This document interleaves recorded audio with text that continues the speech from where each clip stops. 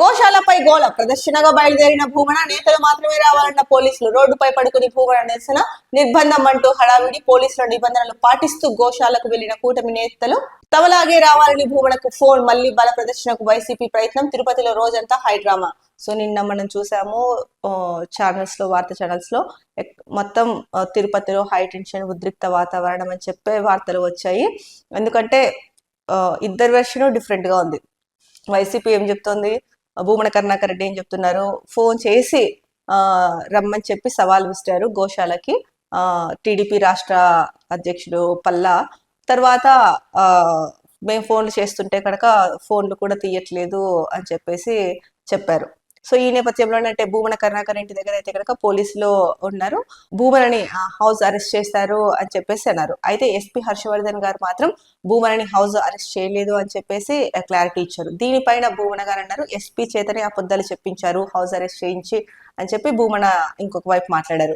So ఈ నేపథ్యంలోనే అంటే తనని హౌస్ అరెస్ట్ చేసినందుకు గాను రోడ్డు పైన పడుకొని నిరసన తెలిపారు భూమన, అలాగే ఎంపీ గురుమూర్తి, ఇంకా కొంతమంది వైసీపీ నేతలు. ఇంకా అక్కడికి రోజా, వైసీపీ నేత రోజా కూడా చేరుకున్నారు.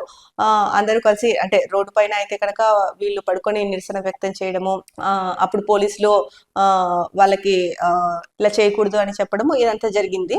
అయితే ఫోన్ లిఫ్ట్ చేయట్లేదు అని చెప్పేసి పోలీసుల ముందరే భూమన ఫోన్ ట్రై చేస్తున్నట్టు విజువల్స్ అయితే కనుక మనకి చూపించారు. మొత్తానికి నిన్న ఏదైతే కనుక టిటిడి ఎస్వి గోశాలలో గోవులు మృతి చెందాయి అన్న అంశం పైన అయితే కనుక అధికార పక్షం ప్రతిపక్షాల మధ్య అయితే కనుక కొంత ఏదైతే ముందు అనుకున్నారో దాని ప్రకారం కాకోకుండా నిన్న సీన్ వేరుగా జరిగింది.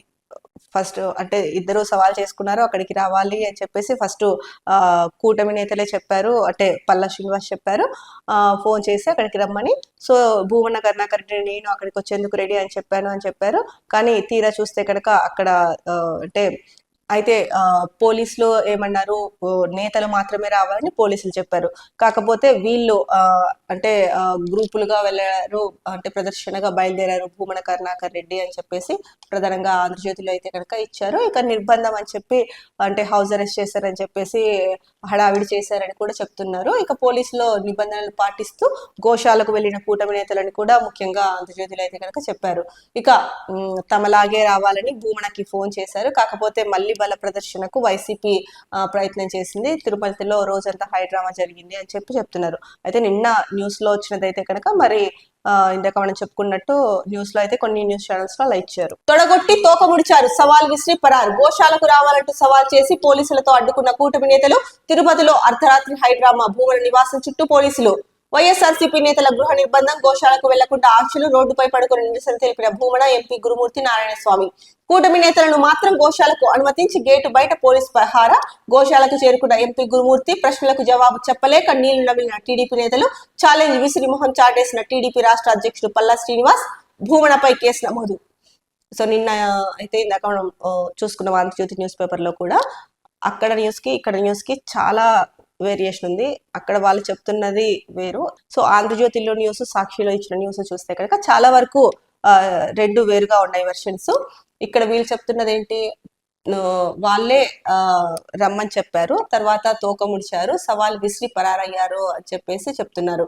అయితే గోశాలకు రావాలంటూ సవాల్ చేసి పోలీసులతో అడ్డుకున్న కూటమి నేతలు అని చెప్పేసి కూడా అంటున్నారు. ఇక వైఎస్ఆర్సీపీ నేతలని గృహ నిర్బంధం చేసి గోశాలకు వెళ్లకుండా చేశారు. ఇక రోడ్డుపై పడుకొని నిరసన తెలిపారు భూమన కరుణాకర్ రెడ్డి, అలాగే ఎంపీ గురుమూర్తి, నారాయణ స్వామి.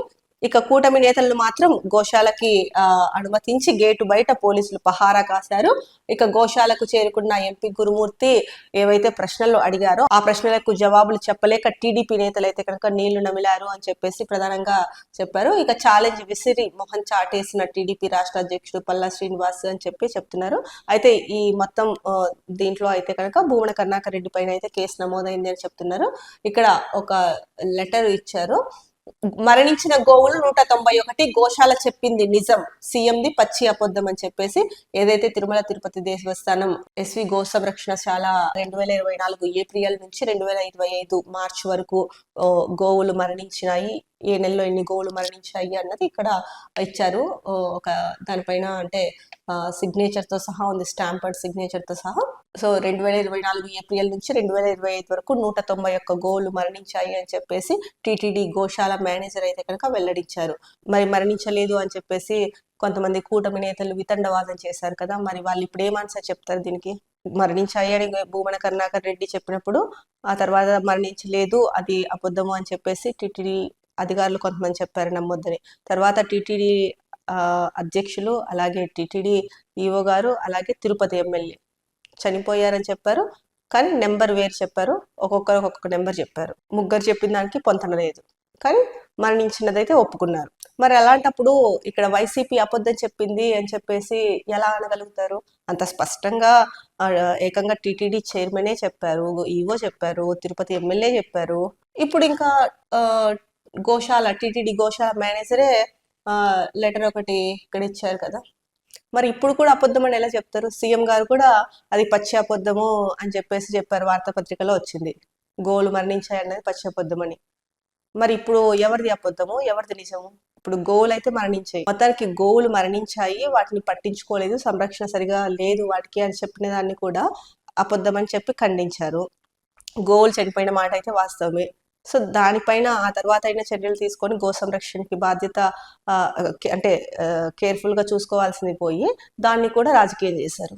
అంటే ఏది వదలరా, కాదేది రాజకీయాలకు అనర్హం అన్నట్టు ప్రతిదాన్ని కూడా రాజకీయాలు చేసుకుంటూ వెళ్తున్నారు. ఇప్పుడు వాస్తవాలు అయితే తెలిసాయి కదా, ఎవరు అబద్ధాలు చెప్తున్నారో ఎవరు నిజాలు చెప్తున్నారో.